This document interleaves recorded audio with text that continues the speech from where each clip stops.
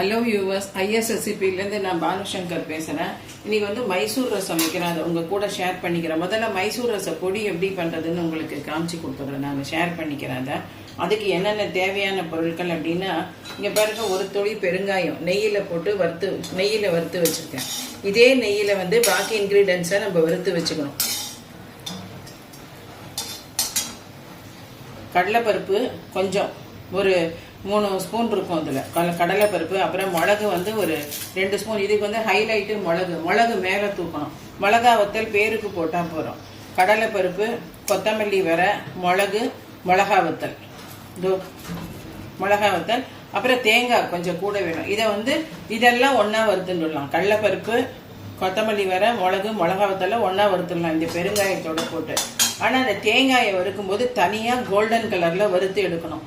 வறுத்து எடுத்து தனியாக வச்சுட்டு இதெல்லாத்தையும் மிக்சியில் போட்டு முதல்ல நல்லா பொடிச்சுட்டு அதுக்கு மேலே தேங்காயை போட்டு ஆன் அண்ட் ஆஃபில் வச்சுக்கணும். ஒரே ஒரு சுற்று விட்டா போதும், ஜாஸ்தி வேண்டாம். அந்த தேங்காய் தெரியவும் இருக்கணும், அதே சமயம் மசிஞ்சும் இருக்கணும். அந்த மாதிரி இருக்கணும் மைசூர் ரசப்பொடி.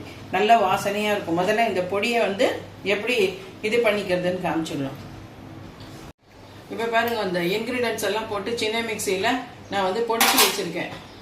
இதை நல்லாவே பொடிச்சு வச்சுருக்கேன், கோல்டன் கலரில் வறுத்துட்டு. அப்புறம் தேங்காயை பாருங்கள் எப்படி கோல்டன் கலரில் வறுத்து வச்சுக்க. ரொம்ப பொறுமையாக வறுக்கணும்.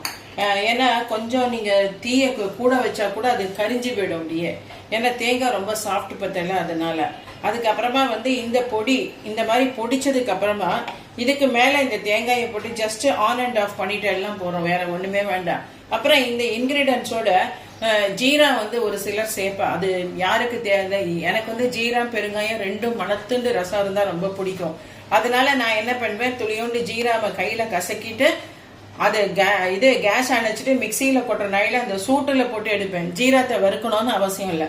அதனால அந்த மாதிரி கூட நீங்கள் ஆட் பண்ணிக்கலாம். அதுக்கப்புறம் இந்த பொடியை நீங்கள் ரெடியாக வச்சுட்டு எல்லாம் ஜாஸ்தி இல்லை, எப்படியும் இந்த பொடி வந்து நீங்கள் பண்ணின எல்லாம் 2 to 3 டைம்ஸ் யூஸ் பண்ணுறபடி தான் வரும். ஏன்னா இன்க்ரீடியன்ஸ் கொஞ்சம் இப்போ மிக்சியில் பிளேடில் கிடைக்கிறபடி போட்டால் தான் உங்களுக்கு வந்து அந்த இதுவே கிடைக்கும், பவுடரே கிடைக்கும். அப்போ மொத்த பவுடரையும் நம்ம மொத்தமாக போட மாட்டோம். ஸோ 2-3 ட்ரிப்புக்கு தாராளமாக வரும். அதனால இந்த மாதிரி பொடியை முதல்ல பொடிச்சு வச்சுடணும். இப்போ பாருங்க, மைசூர் ரச பொடி வந்து இது பண்ணிட்டேன், நான் பொடி பண்ணிட்டேன். இந்த மாதிரி வச்சுருக்கேன். இந்த வறுத்து வச்சேன் இல்லையா தேங்காய், அதில் வந்து சும்மா ஒரு 1/2 ஸ்பூன் நான் எடுத்து வச்சேன். அந்த கடைசியில் மேலாக போடலான். இது வந்து ஆப்ஷனல் தான். இது வந்து வேணும்னா பண்ணிக்கோங்க, வேண்டாட்டி விட்டுடுங்க. நான் சும்மா அந்த மாதிரி ஒரு வாசனையாக இருக்கும் அப்படிங்கிறதுனால இந்த பொடி ஒரு 1/2 ஸ்பூன், ஜாஸ்தி இல்லை, எடுத்து நிறுத்தி வச்சுட்டு அது போல கடைசியில் அதை வந்து நம்ம கடுகு தாளிச்சு கொட்டி இறக்கும் போது அதை வந்து மேலே போடலாம் அப்படின்ட்டு. இந்த மைசூர் ரசப்பொடி ரெடி. அதுக்கப்புறமா வந்து இதுக்கு உப்பு, மஞ்சப்பொடி, பருப்பு தண்ணி தான் வேணும். அதுக்கு பருப்பு வேண்டாம், ஏன்னா இந்த பொடியை போட்டால் இது திக்காயிடும். கடைசியில் கொஞ்சோண்டு கொத்தமல்லி, அப்புறம் தாளிச்சு கொட்டை வந்து கடுகு, அப்புறம் இதுக்கு கண்டிப்பாக மிளகு போடுறதுனால ஒரு துளியோண்டு வெல்லம், ஒரு சின்ன குட்டி கட்டி வெல்லம், இது போட்டால் நல்லா இருக்கும், டேஸ்டாக இருக்கும். இப்போ பாருங்க, புளி வந்து நல்ல ஒரு நெல்லிக்காய் அளவு, 2 பேருக்கு தான் நான் போட்டிருக்கேன். நல்ல ஒரு பெரிய நெல்லிக்காய் அளவு. இதுக்கு வந்து தக்காளி நீங்கள் ஜாஸ்தி சேர்த்துனா நல்லா இருக்கும். அந்த புளியை நல்ல பெரிய தக்காளியாக 1 எடுத்து நான் போட்டு வச்சிருக்கேன். புளியை கரைச்சி இதை வச்சிருக்கேன். புளியையும் தக்காளியும் கரைச்சி வச்சிருக்கேன். உங்களுக்கு வேணும் அடிஷனல்னா இன்னொரு தக்காளியை வந்து பொடியாக கூட நீங்கள் நறுக்கி போட்டுக்கலாம். அப்போ புளியோட வீரியம் கொஞ்சம் குறைஞ்சிடும். இப்போ வந்து இதை வந்து கரைச்சி வச்சுட்டேன். இதுக்கு வந்து உப்பு,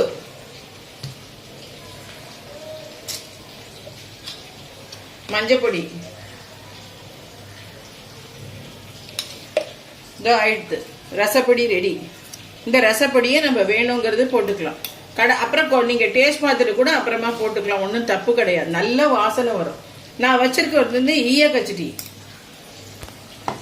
ஈய பாத்திரத்தில் தான் நான் ரசம் எப்பவுமே வைப்பேன், அது நல்லா இருக்கும். ஈய பாத்திரத்தில் வச்சுட்டேன். இந்த பிறகு இந்த ஒரு துளி வெல்லத்தை இதில் போட்டுறேன். இப்போ இது வந்து நல்லா ஒரு 5 to 7 மினிட்ஸ் கொதிச்சா போகிறோம். ஏன்னா எல்லாமே இது வறுத்த இன்க்ரீடியன்ஸு இது எல்லாம் இருக்குது, ரெடியாக இருக்குது நம்மக்கிட்ட. அதனால அப்படியே வச்சா போகிறோம். இது 5 to 7 மினிட்ஸ் கொதிச்சதுக்கு அப்புறம் இந்த பருப்பு தண்ணை ஊற்றி 1 நிமிஷம் கொதிச்சுட்டு அதுக்கப்புறம் எவ்வளோ தண்ணி வேணுமோ அதை ஊற்றி நம்ம இது பண்ணிக்கலாம், கொதிக்க விட்டுக்கலாம். இது 7 நிமிஷம் கொதிக்கட்டும். இப்போ இப்போ பாருங்க மைசூர் ரசம் ஃபுல்லா ஃபினிஷ் பண்ணிட்டேன். கடுகு தாளிச்சு கொட்டி கொத்தமல்லி எல்லாம் போட்டேன். ஆக்சுவலி அது 5 to 7 மினிட்ஸ் கொதிச்சதுக்கு அப்புறமா இந்த பருப்பு தண்ணியை ஊத்தி 1 நிமிஷம் கொதிச்சா போறோம், ஜாஸ்தி வேண்டாம். ஏன்னா எல்லாம் வெந்த இன்கிரீடியன்ஸ் எல்லாமே, அதனால ஒன்றும் பிரச்சனை இல்லை. அதுக்கப்புறம் ஒரு முட்டை, அந்த பருப்பு தண்ணி ஊற்றும் போது 1 ஸ்பூன் நெய். எப்பவுமே ரசம் வச்சானா பருப்பு தண்ணி விடும்போது, ஒரு கொதி விடும்போது 1 ஸ்பூன் நெய் விட்டானாக்கா ரசம் வந்து நல்ல மணமா இருக்கும். நான் ஈயச்சம்புல வச்சதுனால நிச்சயமா அது வந்து இன்னும் நல்ல டேஸ்டா இருக்கும். இப்ப யாருக்காவது ரசம் பிடிக்கல அப்படின்னு சொன்னா கூட இந்த மாதிரி எல்லாம் வச்சு கொடுத்து, இதுக்கு வந்து அந்த ஃப்ரைடு பாஜி, உருளைக்கிழங்கோ இல்ல சக்கரவள்ளி கிழங்கோ இல்ல கோவக்காய் பாஜியோ வெண்டைக்காய் பாஜியோ இல்ல சேப்பங்கிழங்கு ரோஸ்டோ எது வேணா கொடுக்கலாம். குழந்தைகளுக்கு இந்த பேபி ஆளுன்னா ரொம்ப பிடிக்கும். அதனால அவளுக்கும் இந்த மாதிரி பண்ணி கொடுத்தா ரசம் சாத்தோட நல்லா சாப்பிட்டுருவா. உடம்புக்கும் நல்ல ஹெல்தியா இருக்கும். குழந்தைகளுக்கு எல்லாம் கொடுத்தா என்னைக்கும் ஒரு வாட்டி நம்ம சாப்பிட்டாலும் பிரச்சனை இல்லை.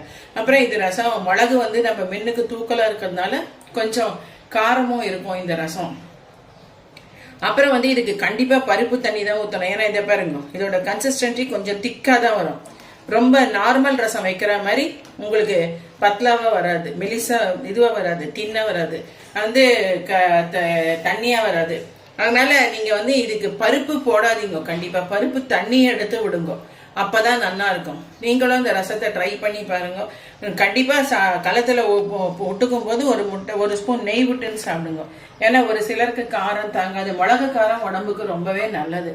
ஒரு சிலருக்கு காரம் தாங்காது அப்படிங்கிறவா இந்த 1 ஸ்பூன் நெய் விட்டுன்னு சாப்பிட்டானாக்கா, பசுவை நெய் தான் இப்போ நிறைய பேர் யூஸ் பண்றா, கவுஸ்கி. அதனால 1 ஸ்பூன் நெய்யை சாத்துல விட்டுட்டு, சுடுற சாத்துல விட்டுட்டு இந்த ரசத்தை விட்டுன்னு சாப்பிட்டா அபரிமிதமா இருக்கும். நீங்களும் ட்ரை பண்ணி பாருங்க. ட்ரை பண்ணி பார்த்துட்டு உங்களோட ஃபீட்பேக்கை கமெண்ட்ஸ் பாக்ஸ்ல போடுங்க. கூடிய சீக்கிரம் இன்னொரு டிஷ்ஷோட உங்களை வந்து நான் மீட் பண்றேன். அதுவரை உங்களிடமிருந்து விடைபெறுவது IS recipe Bhanushankar. Bye by.